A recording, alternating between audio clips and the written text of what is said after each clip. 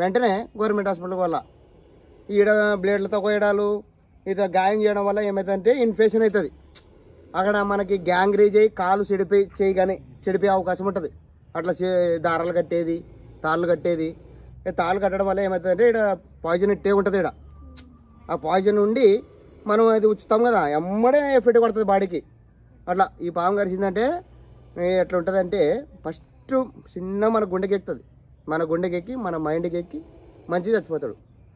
అట్లా వీళ్ళ మాటలు వాళ్ళ మాటలు వినకుండా ఆ ఊరు ఈ ఊరు పోకుండా మనం గవర్నమెంట్ హాస్పిటల్ పోతే మనం ప్రాణంతో తిరిగి వస్తాం. ఇంకోటి చాలా మందికి అపోహం ఏముందంటే ఈ పాము తలలో రాళ్ళు ఉంటాయి అని చాలా మందికి అపోహం ఉందన్నమాట.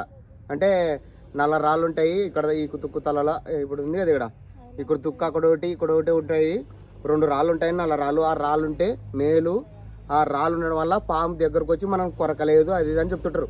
అంటే కరవలేదు అంటుంటారు అనమాట. పాముకి ఆ రాయి కాపాడలేదు.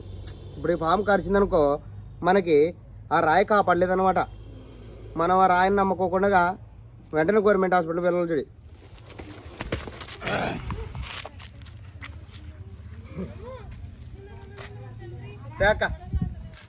ఓకే ఫ్రెండ్స్, మా వీడియో నచ్చితే మా వీడియోని లైక్ చేయండి, మా ఛానల్ని సబ్స్క్రైబ్ చేయడానికి బెల్ ఐకాన్ నొక్కండి. జై హింద్, జై భారత్. నా వెనక్కిస్తట్లేక నువ్వు ముందరికి వెళ్ళా, గట్ట నేను తెచ్చి వెళ్ళా